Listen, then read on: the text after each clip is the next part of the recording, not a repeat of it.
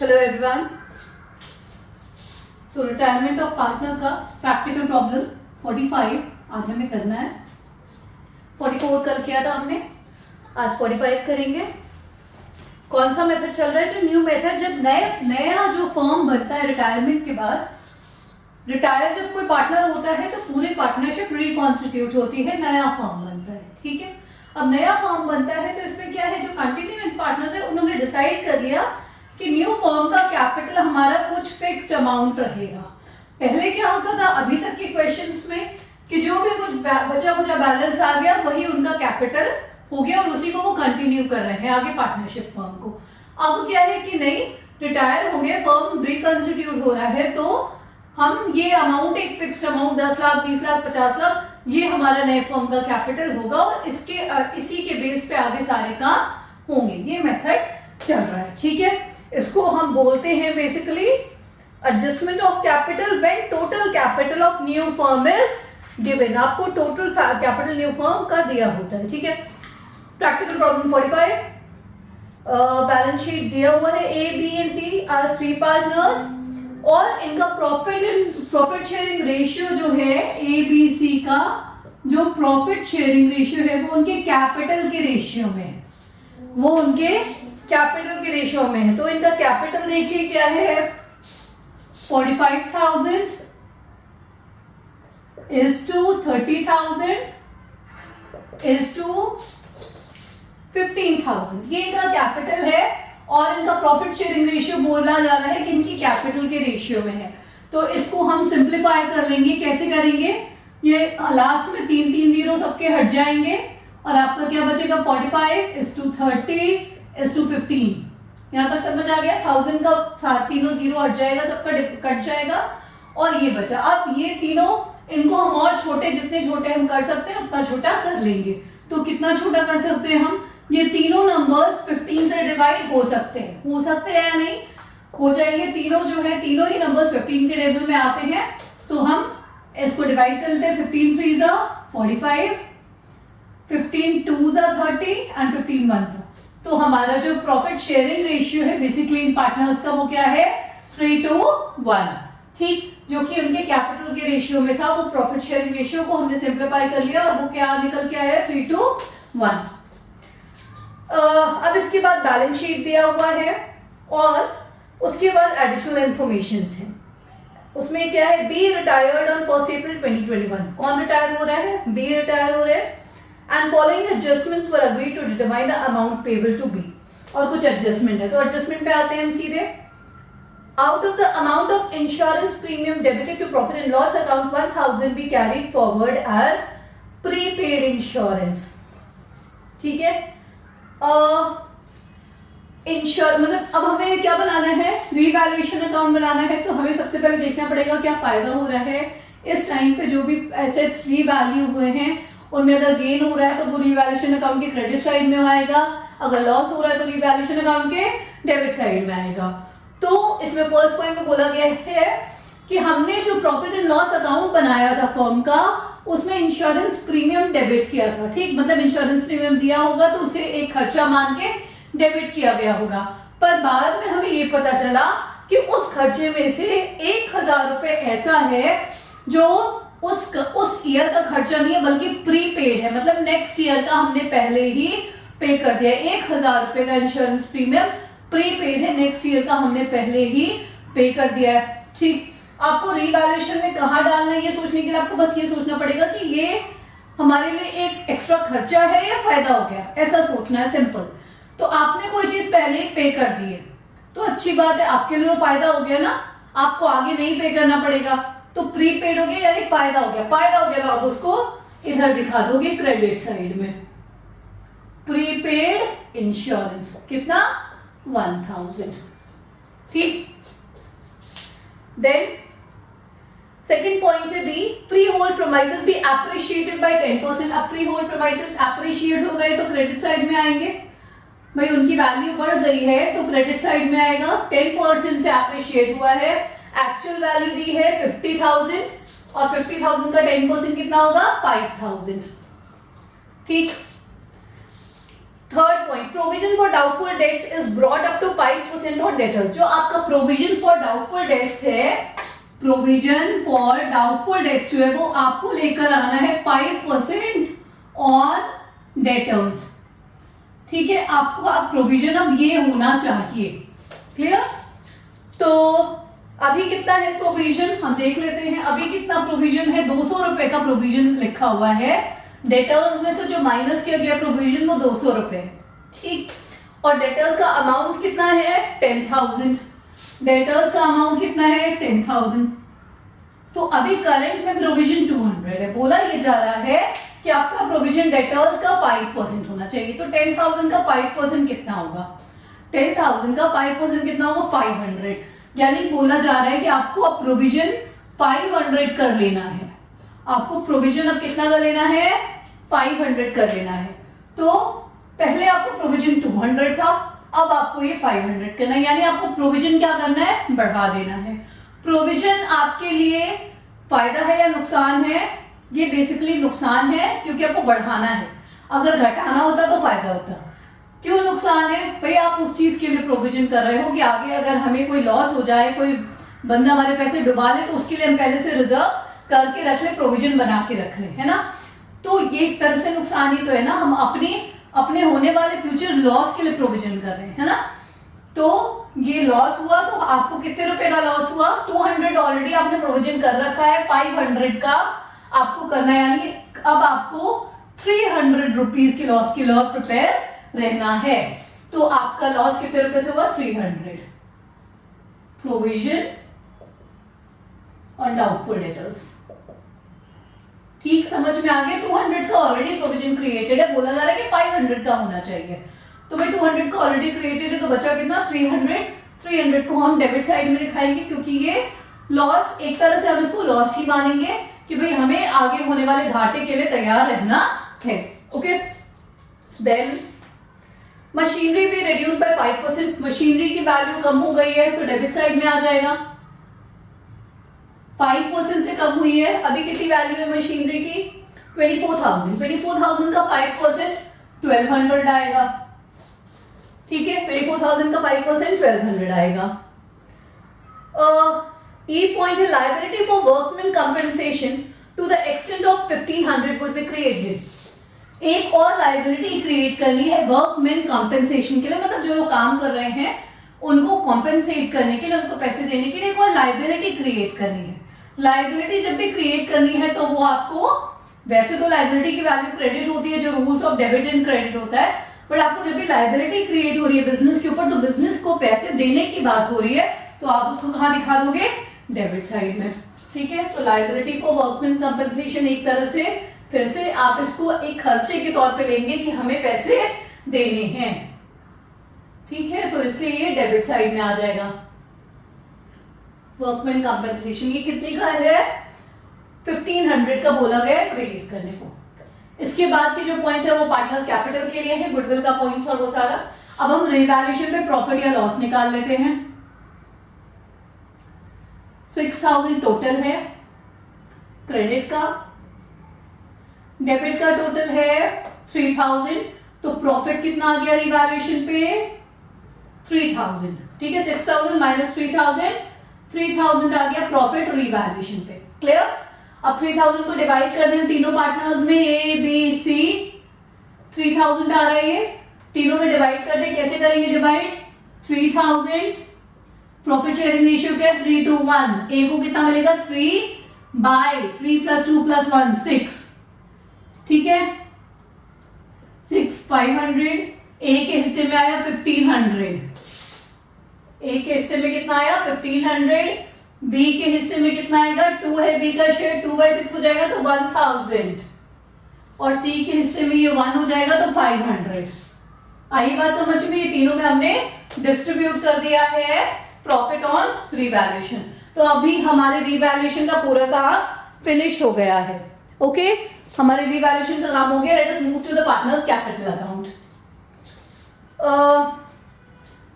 Partners capital account में हम सबसे पहले बैलेंसेस देख लेते हैं। जो क्वेश्चन में दिया हुआ है बैलेंस, तीन लोगों का बैलेंस कैपिटल का कितना है, कैपिटल तीनों पार्टनर्स के लिए, वो बैलेंस को हम यहाँ पर लिख लेंगे। ठीक है, 45, 30 एंड 15। ए का है 45,000, बी का 30,000 एंड सी का 15,000। ठीक, ये लिख लिया हमने। रीवैल्यूएशन के प्रॉफिट को ट्रांसफर कर लेते हैं बाय प्रॉफिट ऑन रीवैल्यूएशन। 1500, 1500, 500। ठीक, यहां तक सब कुछ समझ में आ गया। अब हम आएंगे नेक्स्ट पॉइंट पे जो इसके लिए इंपॉर्टेंट है, और वो है गुडविल। वो क्या है? गुडविल। सो अब हम गुडविल का डिस्कशन कर लेते हैं।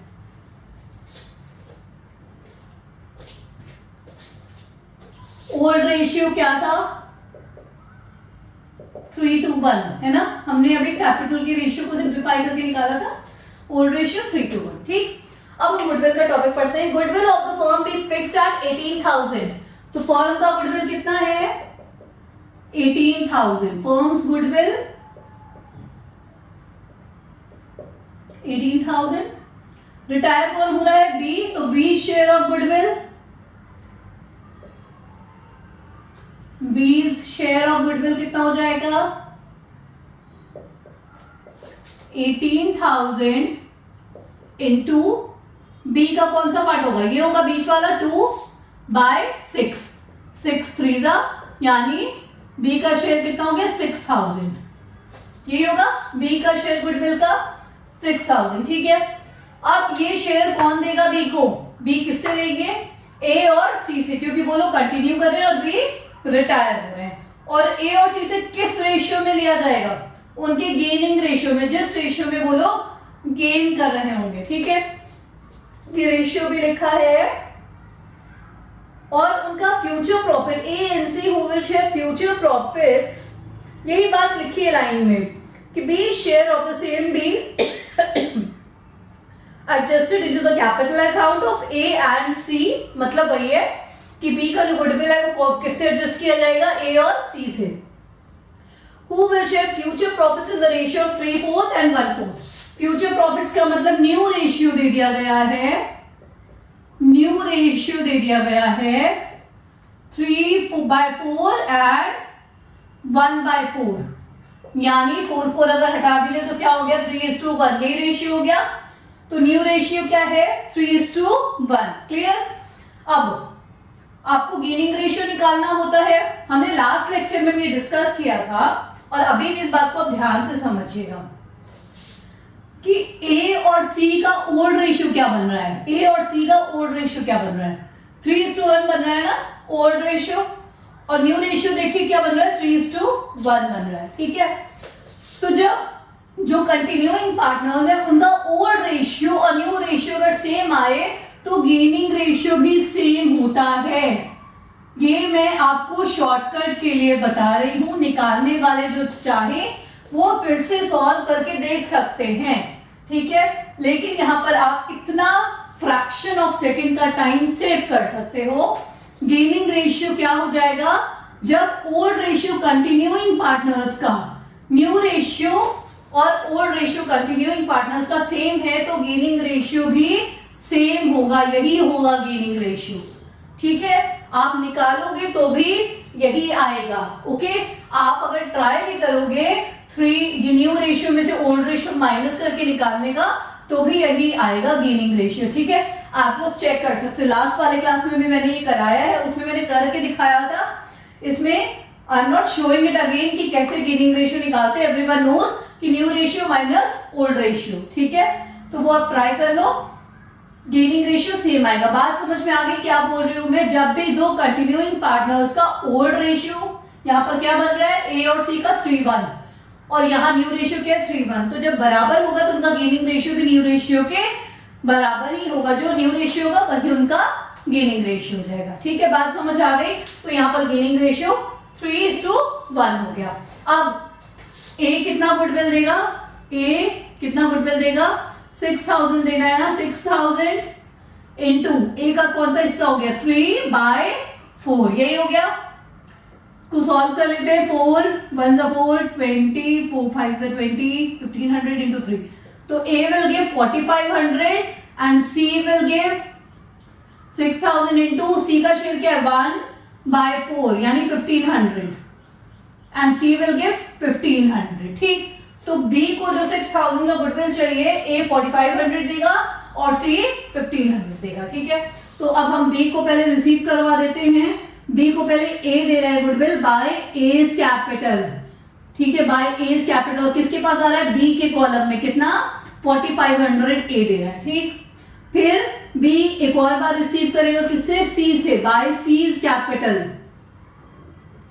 Bye C's capital. ठीक, और कितना रुपए 1500 आ गया बी के पास, दोनों लोगों का पैसा आ गया। अब यहां पे 2 ए के पास से पैसा जा रहा है, किसके पास जा रहा है बी के पास, तो 2 बीज कैपिटल, ए के पास में वही पैसा, ये तो बी के पास आया है, अब ए के पास से जा रहा है तो ए के अकाउंट में डेबिट हो जाएगा 4500 हो जाएगा ना। 4500 ए ने बी को दे दिया तो बीज कैपिटल में 4500 और सी ने भी दिया है 1500 तो सी के अकाउंट से कितना डेबिट हो जाएगा 1500। किसको दिया है बी को दिया है, तो 2 बीज कैपिटल करके हम ए का भी डेबिट कर देंगे और सी का भी डेबिट कर देंगे। दोनों ने दे दिया है अपना अपना हिस्सा गुडविल का।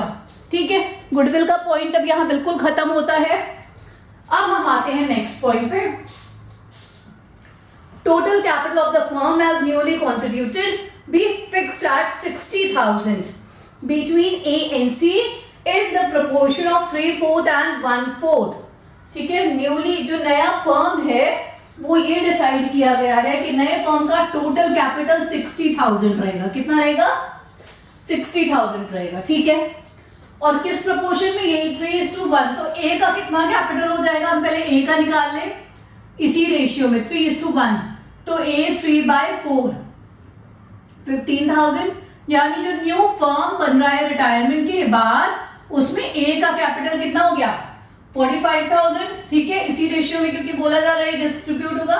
ये 60,000 टोटल कैपिटल है फर्म का, ये सिर्फ ए या सी का नहीं है, ये टोटल कैपिटल है।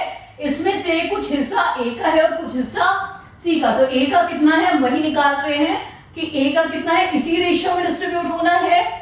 लिखा हुआ है क्वेश्चन में कि 3/4 और 1/4 के रेशियो में डिस्ट्रीब्यूट होना है, तो 3/4 ए का कैपिटल कितना हो गया 45,000 और सी का ये ए का है और सी का कैपिटल कितना हो गया 1/4 है सी का 15,000, तो सी का कैपिटल कितना हो गया 15,000। ठीक है, ये सी का कैपिटल हो गया। आई बात समझ में? तो क्या डिस्कशन हुआ कि जो नया फर्म बन रहा है बी के रिटायरमेंट के बाद उसका टोटल कैपिटल 60,000 होना चाहिए और ए का कैपिटल 45,000 होना चाहिए और सी का 15,000। यानी आप जो पार्टनर्स कैपिटल अकाउंट में अब जो बैलेंस शीट में कैपिटल लेकर जाओगे वो कैपिटल इन्होंने बता दिया है कि कितना होना चाहिए। यानी इसका जो बैलेंस होना चाहिए इस अकाउंट का वो डिसाइड हो गया है कि ए का 45,000 होना चाहिए और सी का 15,000 होना चाहिए। आई बात समझ में? ये कैपिटल डिसाइड हो गया है। क्लियर? तो आपको बैलेंस मालूम है कि कितना बैलेंस होना चाहिए। क्लियर? अब हम सबसे पहले बी जो रिटायर हो रहे हैं उनका काम खत्म कर लेते हैं। सबसे पहले उनका काम खत्म कर ले। बी का पहले हम देख लें कि कितना टोटल आ रहा है। ये 30 + 1 31 32 36 37 37,000 टोटल आ रहा है बी का। ये कितना 37,000 टोटल आ रहा है बी का। ठीक है, अभी कुछ एक और लाइन लिखी है वो हम पढ़ ले जरा। लास्ट लाइन लिखा है वो देखते हैं कि वो क्या है। B paid 5,000 in cash and the balance be transfer to his loan account. तो बी को 5,000 रुपए कैश दे देना है और बाकी जो कुछ भी है वो उसके लोन अकाउंट में ट्रांसफर कर देना है। ठीक है, मतलब हम ये मान लेंगे कि उसका लोन है, बाद में उसको देंगे। तो 5,000 रुपए तो बी को कैश में दे देना है। अब बी को कैश में देना है तो बी के खाते में 2 कैश चला गया। कितना बी के पास जाएगा 5,000। क्लियर? तो बी के पास हमने दे दिया 5,000। ओके, समझ आ गई बात? अब ये चला गया बी के पास 5,000, हमने दे दिया पैसा। ओके, बात खत्म हो गई। अब जो बैलेंस बच रहा है वो बी के लोन अकाउंट में ट्रांसफर करना है, तो बैलेंस देख लिए। टू बीज लोन अकाउंट। कितना बैलेंस बच रहा है? 37 माइनस 5 कितना हो गया? 32,000। क्लियर बात? तो बी का काम हमने खत्म कर दिया। 37 टोटल हो गया। ठीक, बी का हो गया फिनिश। अब हम बाकी दोनों पार्टनर्स का देख लेते हैं। पहले ए का देख लेते हैं। पहले हम ए का देख लेते हैं। ए का टोटल यहां कितना आ रहा है?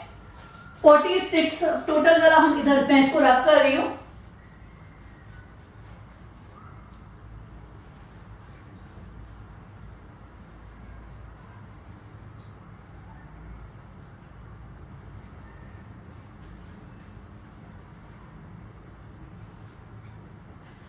क्रेडिट साइड का टोटल कितना आ रहा है? ए का क्रेडिट साइड का टोटल है 46,500। ये क्रेडिट का टोटल है। ठीक, और डेबिट का टोटल कितना है? 49,500। डेबिट का टोटल है 49,500। ठीक, ये जो फॉर्मेट होता है इसमें क्या मतलब होता है कि या तो अगर आपको और ज्यादा कैपिटल की जरूरत है तो आप पैसे ले आइए, और अगर आपके पास ज्यादा कैपिटल यहाँ पड़े हुए अकाउंट में हमारे डिसाइडेड कैपिटल से ज्यादा है तो आप विड्रॉ कर लीजिए। यही बात होती है। तो यहाँ पर ए को क्या करना है? ए का डेबिट साइड ज्यादा है। ओके, ए को इतना चाहिए अकाउंट में टोटल, पर ए के अकाउंट में कम है। ए को इतना चाहिए टोटल पर कम है अकाउंट में। ठीक है, तो ए को और कैपिटल लाना पड़ेगा और कैश में पैसा लाना पड़ेगा। कितना कम है? 3,000। तो 3,000 रुपीज ए को बाय कैश लाना पड़ेगा। ठीक, 3,000 रुपये और बिजनेस में लाएंगे तब डेबिट और क्रेडिट बराबर होगा। ठीक, समझ आ गई बात? ए को 3,000 रुपये और लाने पड़ेंगे। अब सी का देख लेते हैं। सी के डेबिट का टोटल है 16,500 और सी के क्रेडिट का टोटल है 15,500। यानी 1,000 रुपीज सी के अकाउंट में कम है, तो सी को 1,000 रुपीज लाना पड़ेगा, तब इनके डेबिट और क्रेडिट का टोटल बराबर होगा। आ गई बात समझ में? तो ये बन गया आपका पार्टनर्स कैपिटल अकाउंट। क्लियर? अब हम बनाएंगे क्या? Balance sheet. इसके बाद हमें let's start with the balance sheet now. तो बैलेंस शीट में हम सबसे पहले क्या क्या चीजें डाल दें? कैपिटल डाल लेते हैं। कैपिटल ए का कितना है? 45,000 और सी का कितना है? 15,000। ठीक है, तो ये हो गया 60,000 टोटल। ठीक, कैपिटल लायबिलिटी होती है, सबको मालूम है। बी का लोन, बीज लोन, ये भी लायबिलिटी है क्योंकि आपको वो पे करना है ऑब्वियसली। 32,000। क्लियर हो गई बात? तो बी का लोन हो गया। अब और क्या दिया हुआ है लायबिलिटी में, ये देख लेते हैं। Creditors 10,800, creditors 10,800। ठीक है, बिल्स पेबल 5,000, बिल्स पेबल 5,000। और what else as a liability? बोला गया था एक न्यू लायबिलिटी क्रिएट करने को, वर्कमैन कंपनसेशन की। एडजस्टमेंट में लिखा हुआ है वर्कमैन कंपनसेशन की एक नई लायबिलिटी आपको क्रिएट करनी है 1,500 की। तो ये एक नई लायबिलिटी क्रिएट हो गई 1,500 की। हमने लायबिलिटी साइड का सब कुछ डाल दिया है। अब हम आते हैं एसेट साइड पे।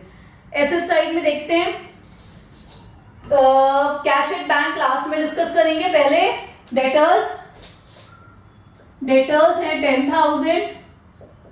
प्रोविजन बोला गया है बढ़ा के 500 करने को, तो 500 का प्रोविजन माइनस हो जाएगा और ये आ जाएगा 9,500। उसके बाद स्टॉक, स्टॉक सेम प्राइस पे है ना, वो कोई बढ़ा भी नहीं है और घटा भी नहीं है, 9,000। Then machinery,